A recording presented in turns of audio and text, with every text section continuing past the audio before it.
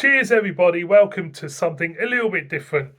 Before I start, because obviously there'll be people out there who are watching this video who've never heard of me. First of all, I am a beer channel. I review beer predominantly, but people know me. I do love my music as well. So this week, a little event, well, not a little event, a major event happened, which has spurred me on to do this video. So this video is dedicated to Paul Di'Anno, the original singer of Iron Maiden. And I've decided to do an album ranking of Iron Maiden. I've decided to rank the studio albums of Iron Maiden, not the live ones. I haven't got all the live stuff, to be honest, because they seem to release a live album every single tour they do, and I haven't been able to keep up with it. But I can imagine the later live albums being very similar in terms of production and stuff. So I might do a live album ranking of my I might do a ranking video of my favorite live albums at some point. So Iron Maiden. People who know me, who went to school with me and stuff, will know that I used to wear denim cut-offs with Iron Maiden patches and stuff, and big fan in a big part of my youth. I can't imagine life without Iron Maiden in the world. They are one of them bands which, are part of your life, if you know what I mean. So, first of all, got a cup of coffee, not a beer. First of all, when did I discover Iron Maiden? I first discovered Iron Maiden when I was very, very young and watching kids' television on ITV. A couple of shows which brought me, to Iron Maiden's altar, if you want to call it that. One show was called Runaround, which was hosted by Mike Reid, and I think we're talking about 1981. Can't remember the actual concept of the show. It's to do with music. I remember I do remember the show when I watched it. I used to go around all the contestants asking who their favourite pop stars were, or so it must have been a music influence show. I do remember Tears for Fears doing their first ever TV appearance on Runaround, but I can't remember the game at all. And I used to go around all the kids saying, who's your favourite pop act and that, or whatever. And lots of kids were saying Iron Maiden. I remember being a young, impressionable lad thinking, who the hell are Iron Maiden? And it didn't really sink in. Then we've got a family friend. Well, not family friends. I was born on the same day as a lad called Sean Hacker. Sean, if you're watching this, sorry, but I'm going to mention you. Sean Hacker is born on the same day as me, and my mother and his mother were great friends. Obviously, they were in the same, hospital, different holes as ever, different holes in the same hospital, and they were main friends. And now and again, we used to go and visit each other. And Sean started getting into Iron Maiden. And at the time, I was oblivious to Iron Maiden, saying, they're the greatest band ever and all that. And we ended up going to a fair in Eastbourne, Guildridge Park. And I remember seeing the stall, and it had actually this T-shirt on this stall. And I thought, that looks interesting. And still, it didn't really sink in about Iron Maiden until I watched Tiz Was on a Saturday morning with Sally James.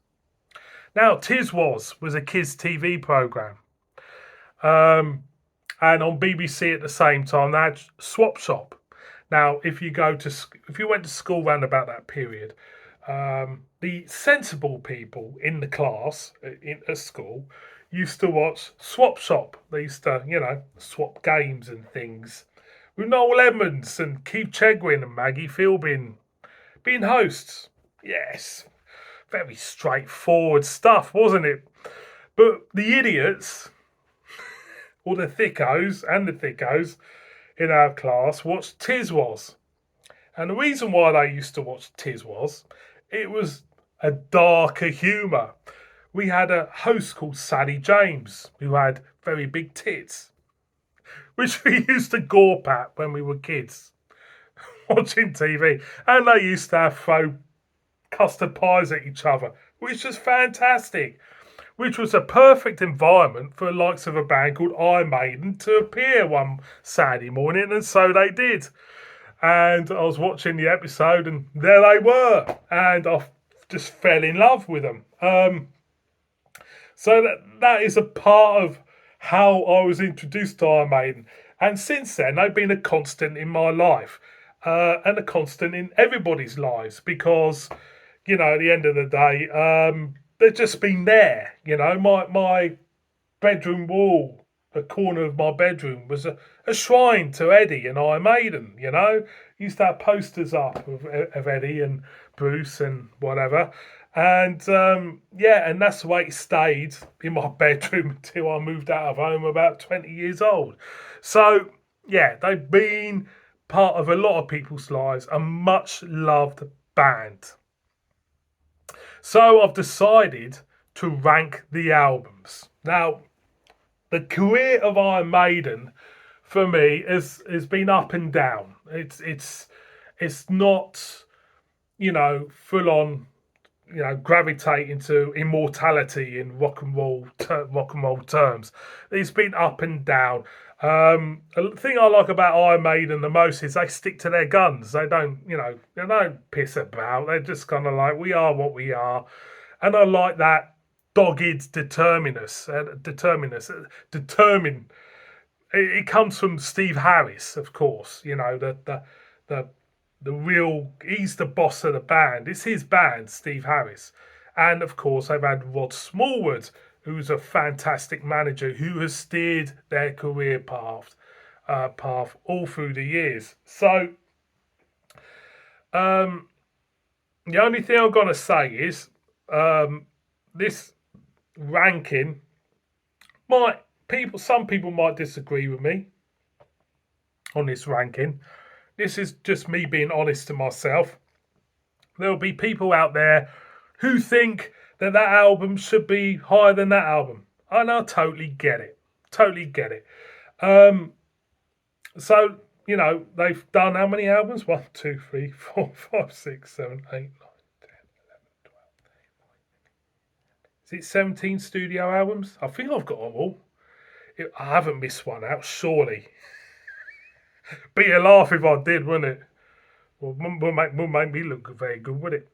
Anyway, so Iron Maiden, they've done pretty much nothing. They've been costing my life.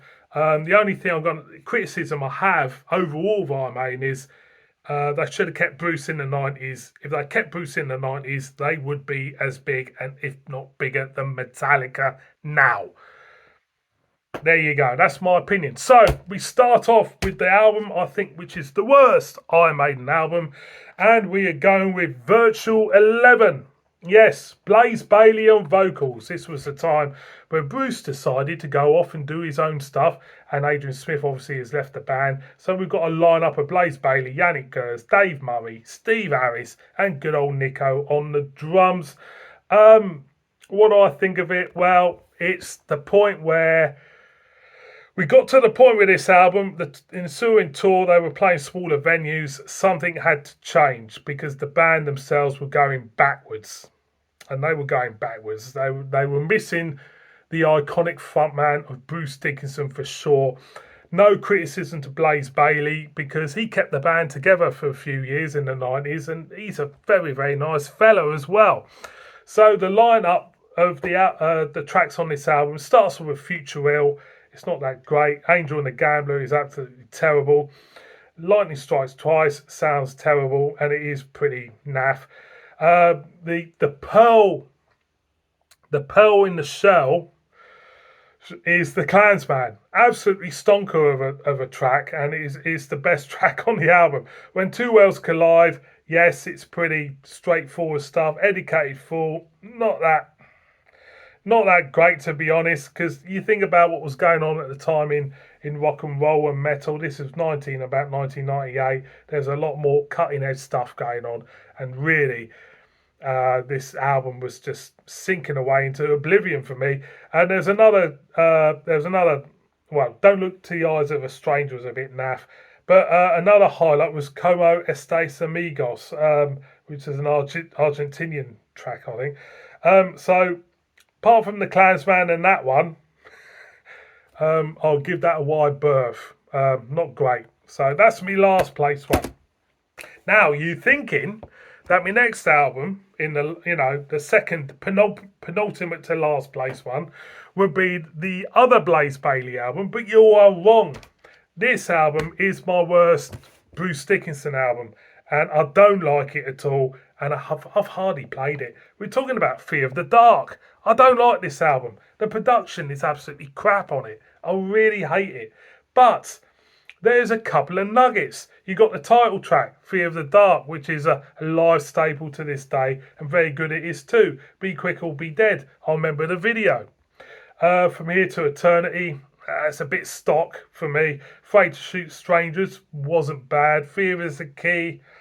Nah. Childhood's End. Wasting Love. Definitely no. Don't like that. Fugitive.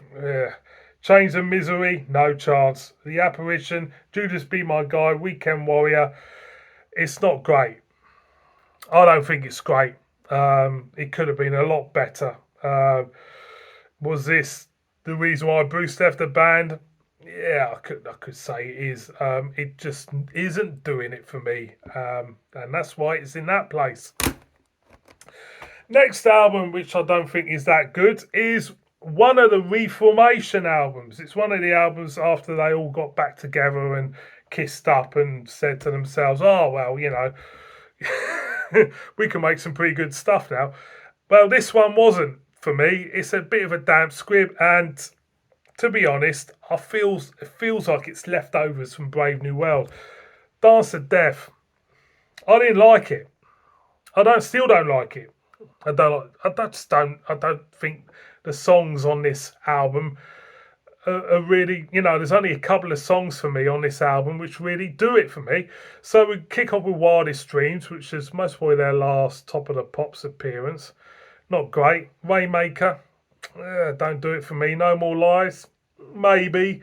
Montsegur, maybe. Dance to Death, definitely not. It felt like Spinal Tap and flipping Stonehenge. Gates of Tomorrow, nah. New Frontier, still weren't doing it for me. New Frontier. Passchendaele, for me, is the best song on the album. I thought Passchendaele was brilliant. Face in the Sand, forgettable. Age of Innocence. Journeyman, which was slightly different to what they did, acoustic guitars and all that, was actually quite good.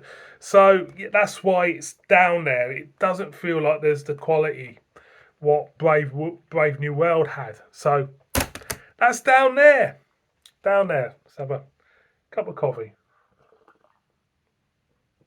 Right, the next album. This was a point where I thought talent of the 80s, it was all getting a bit naff. Adrian Smith just left the band. One of my favourite guitar players of all time, Adrian Smith. Underrated, completely underrated. Brilliant guitar player. Nice bloke too. Well, they're all nice blokes, aren't they? Replaced him with Yannick Gers. And this album, for me, it felt like, well, where the hell was this recorded? In a shed somewhere. Going No Prayer for the Dying. Again, what was going on around them? This is the point where I thought myself, well, was it Metallica and Justice for All was coming out or had come out? And it felt like Metallica were taking the higher ground over Iron Maiden. This was the point for me. Tail Gunner. rehash of the theme of Aces High for me. Holy smoke, the video was terrible. No Prayer for the Dying. Again, it was typical Iron Maiden guitar work in that, wasn't it? Public Enema #1. Again, Fate's Warning, the Assassin. The Assassin was terrible. That was the lowest point for me. One Silent, One Deep is the best song on the album for me. That's a good song. Hooks in You, again, cowbells in that. Someone's playing a cowbell. Bring Your Daughter to the Store, which we all know. It's just quite funny when it got to #1. You got to admit to it, isn't it? It's quite funny when they got to #1. And Mother Russia is an excellent song, but again, the production, it felt a bit stripped back too much because the previous album was Seventh Son, the Seventh Son, and for me, it felt not great, to be honest.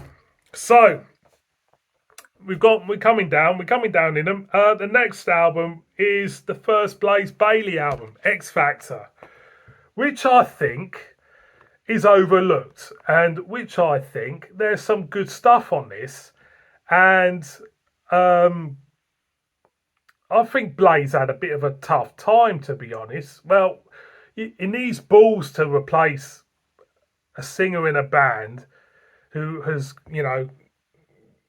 created such a following. Someone like Bruce Dickinson is a bloody hard act to follow. For me, Bruce Dickinson is in my top 5 of the greatest metal frontmen of all time. He is, and he is charismatic, and he's got such a stage presence. Whoever was going to follow him in that role is going to have a hard time. But I thought Blaze did a pretty good job, to be honest. I do like Blaze Bayley. I like Wolfsbane at the time. And yeah, so the tracking on this album, X Factor, which is a terrible title now when you think about it. But at the time, it was, no one heard of X Factor. No one heard of X Factor at the time. I get my glasses, guys. I can't read the track listing. So what do we have on this? Well, we have Sign of the Cross. When I first put that on, to be honest, I wasn't that excited about it. And who would be? Lord of the Flies. I really like that song, Lord of the Flies. Man on the Edge is their tribute to Falling Down, the film with Michael Douglas in. Fortunes of War. Yeah, I like that. Look for the Truth. Yeah. Every song starts off quietly as well in this, which is weird. The Aftermath, I can't remember it. Judgment of Heaven, what's the other one? Blood on the Whale's Hands. Yes, I remember that. I didn't think much of that. The Edge of Darkness, 2 a.m. I remember. That was all right, I think. Yeah, so overall, it's patchy, but it wasn't as bad as the stuff which came out before. Well, I've listed before in my book. I think that weren't a bad effort from Blaze. I really don't. I think it was, like I say, a very hard job to come in to replace somebody like that. You could replace any member of a band, but when it comes to the singer, I mean that is the big deal, isn't it? So next one, their latest album, Jutsu. For me, yes, previously they were getting more progressive in their music, but the stickler for me again is mixing. I think Bruce's vocals are too low in the mix for me, but there is some interesting stuff. I wouldn't say it's stuff which I would go on my way to listen to a lot, but there's some interesting stuff. I'll give you the track listings: Jutsu, Strategio, The Wine on the Wall, Lost in the Lost World, Days of Future, The Time Machine, Disc 2 is Darkest Hour, Death of the Celts, The Parchment, and Hell on Earth. Some of this stuff sounds Spinal Tap. As you can see, it's a double album. And very more progressive, very different. And I like bands who don't sit, it's taken up to this, the previous album of this point where for them to change, to do something different. So kudos to that. But for me, the vocals are too low in the mix. Sorry. Next one is another Reformation album. This is the Final Frontier. Now we're going to have the next few albums on this list are quite consistent, and you could call them sister albums if you want, because you got the same producer, Kevin Shirley. And this one's Satellite 15, El Dorado, Mother of Mercy, Coming Home, The Alchemist, Isle of Avalon, Starblind, The Talisman, The Man Who Would Be King, the When the Wild Wind Blows. It's all good stuff, you know, and very consistent, good hard rock. So that's why that's there. Next one is A Matter of Life and Death. This one was classic rock, album of the year it was released. I remember picking this up and I thought, yeah, this is great. There's some catchy stuff on this. Different World, These Colours Don't Run, Brighter Than a Thousand Suns, I thought was brilliant. This was, I think they played Abbey Road and did a few tracks at Abbey Road for a video, which was interesting. It's on YouTube. Check it out. The Pilgrim, Longest Day, Out of the Shadows, The Reincarnation of Benjamin Brigg, which is great, which is different from The Greater Good of God, The Lord of Light, and The Legacy. This is a good album. I think that is a good album. That stuff on there, which for me showcases the talent of every individual member of the band for me on that. But I didn't know that this was on the crest of greater things for this lineup. The next album, Book of Souls, for me, creatively, is the current lineups. When I peaked. This album for me, there is some good stuff on it. Stuff which Empire of the Clouds. You never ever think of Iron Maiden using a piano. Yes, it sounds weird, you know. It's when I say something like Iron Maiden using a piano, it makes me sound like they don't know what they're doing. They know what they're doing, and it is a classic song. If Eternity Should Fail, Speed of Light, The Great Unknown, The Red and the Black, When the River Runs Deep. It took me ages to get into this album, and the best albums are the albums which take you ages to get into. The Book of Souls, Death or Glory, Shadows of the Valley, Tears of a Clown about Robin Williams, Man of Sorrows, and Empire of the Clouds. That is a double album, their first ever double album for Jutsu. And yeah, really like that album. Really like that album. The next one is When They Got Back Together. When things were going Pete Tong in the Maiden camp, and Brucey was politely reminded by his resident producer Roy Z to go back to Maiden.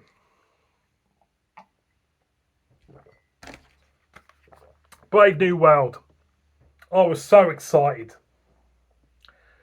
I was so excited about this release. You know, I've been listening to the solo stuff of Bruce Dickinson since he left Maiden, and his output, to be honest, was better than Maiden's. Some of his stuff was great, very experimental and stuff. And I thought, well, if Bruce is going to go back to Maiden, surely he would turn around and say, look, we've got to do something different from what we did at Fear of the Dark, because production-wise it was shite, flat as a pancake. And they did. They hired Kevin Shirley, who was Joe Bonamassa's producer, became their resident producer for the ensuing albums afterwards, also mixed Rush's counterparts, and produced this. So we got The Wicker Man. When I first heard that, I thought, yeah, that sounds fantastic. Fantastic song. Ghost of the Navigator, another fantastic song. Brave New World, fantastic title track. Blood Brothers, brilliant stuff. Then it falls away slightly. Then we got The Mercenary, The Dream of Mirrors, The Fallen Angel. The Nomad picks up slightly. Great song that is. Out of the Silent Planet and The Thin Blue Line. It's slightly patchy, but nonetheless, it was a lot better than what Maiden were doing the previous 10 years. A lot better. So that's why I rank it where it is. So now we are getting to the meat and potatoes. We're getting to the Maiden albums now, which really are, for me personally, the cream of the crop. Next one, the debut album. The debut album, Paul Di'Anno. I like this album a lot. The only thing what lacks in this album is the production quality. It's thin, slightly tinny. But we found out years later if Martin Birch was approached to produce this album, he would have done it. He would have done it. So we got Prowler, Remember Tomorrow, Running Free, Phantom of the Opera, which was used on the Lucozade advert, Transylvania, Strange World, Charlotte the Harlot, and of course Iron Maiden. Classic stuff. It is. It's a great debut album. In terms of debut albums, yeah, it's got its flaws, obviously, but it's still got some good songs on it. Next one for me is Nico McBrain's first album in Maiden after Clive Burr left. Peace of Mind. What do I think of Peace of Mind? It's not an album I play a lot, I'll be honest, but there's iconic songs on here. So we start off with Where Eagles Dare, and I think that is a more or less an introduction for everybody to Nico and his drumming style. We've got Revelations, which is a personal favourite of mine.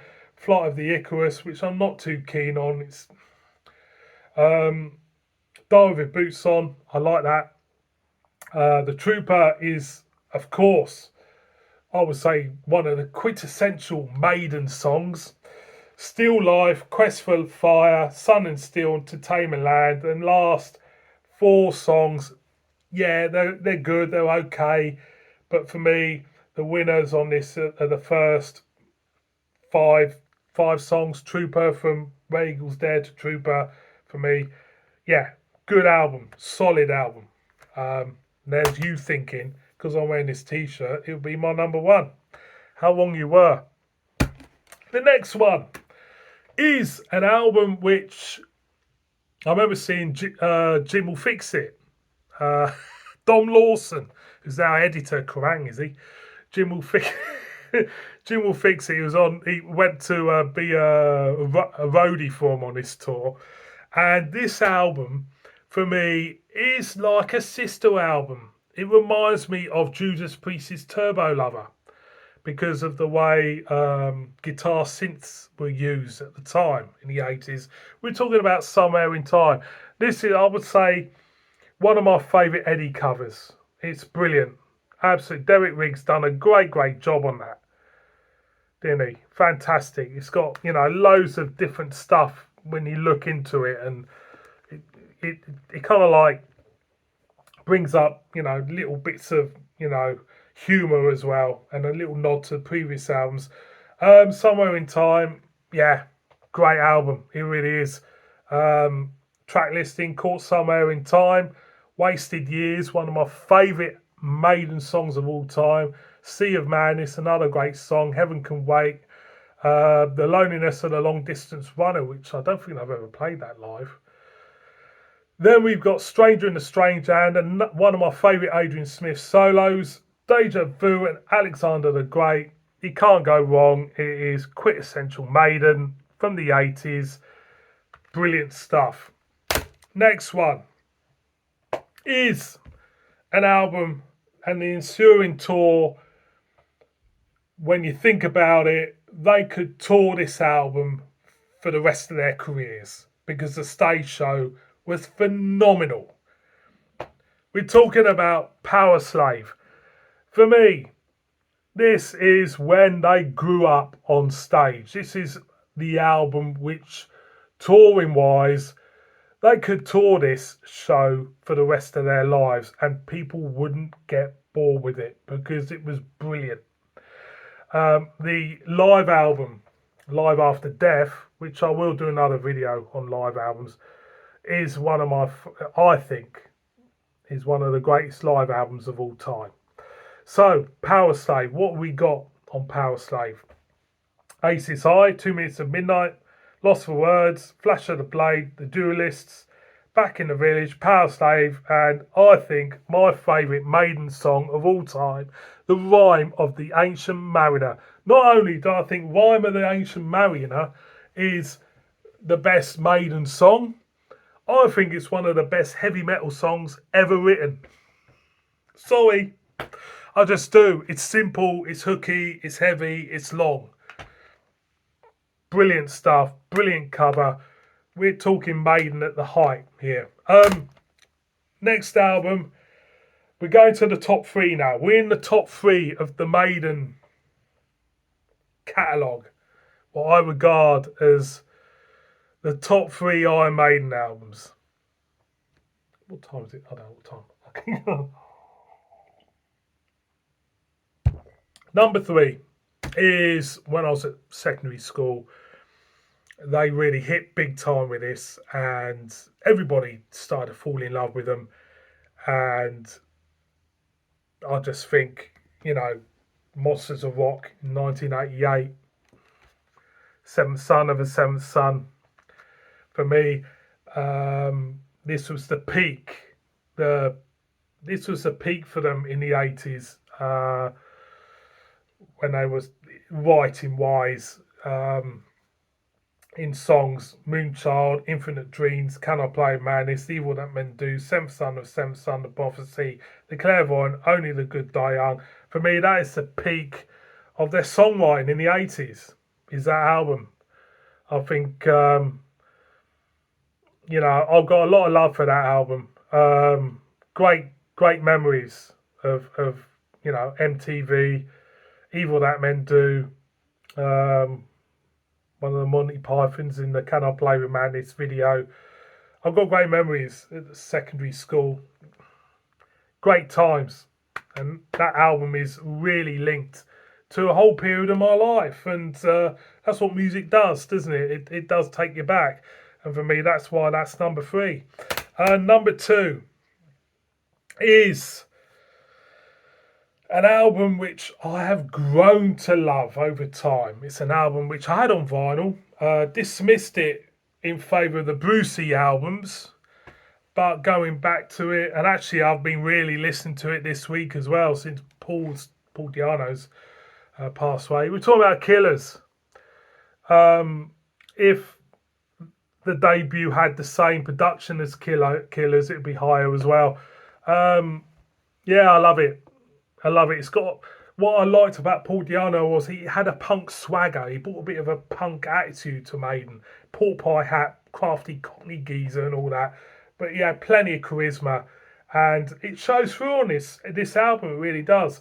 We're talking about The Eyes of March, Wrathchild, Murders in the Rue Morgue, Another Life, Genghis Khan, Innocent Exile, Killers, Prodigal Son, Purgatory, Twilight Zone and Drifter. It's up there. It's got to be one of the finest Maiden albums. It shows them at a street level, not playing big venues, So that's why that's my number 2. I love it. Number 1. It's got to be a lot of people's number 1, but I wouldn't say it's downright perfect, because it isn't. And I think it does. It is a reflection on the Iron Maiden back catalogue, because I don't think any of their albums are absolutely perfect, in songs. There's always good and bad ones on Maiden albums. That's my opinion. Number 1, Bruce's first album, Number of the Beast. I think I did a review of this on the channel. It's not the perfect album. There's a couple of songs on this album which are weak, and one of them is actually the first song, Invaders. I mean, this is my favourite Iron Maiden album of all time, and it starts off with a really, really weak track called Invaders. Then we got one of my favourite tracks of all time, Children of the Damned, another one, The Prisoner. Then another one, 22 Acacia Avenue, love it. Then we've got another one of my favourite ones, The Number of the Beast. One to the Hills, I've heard it a lot, a little bit desensitised to it. Gangland, another weak one for me. And it finishes off with another one of my favourite songs of all time, Hallowed Be Thy Name. And for me, yeah, you look at the back catalogue, there's stuff there. Every album has got stuff on it which doesn't fit well with me. But again, there's some phenomenal stuff in the Maiden catalogue. And that is my number one Iron Maiden album, The Number of the Beast. Absolutely love it. Part of my childhood, again. It's one of the albums, I think it's the first Maiden album I bought.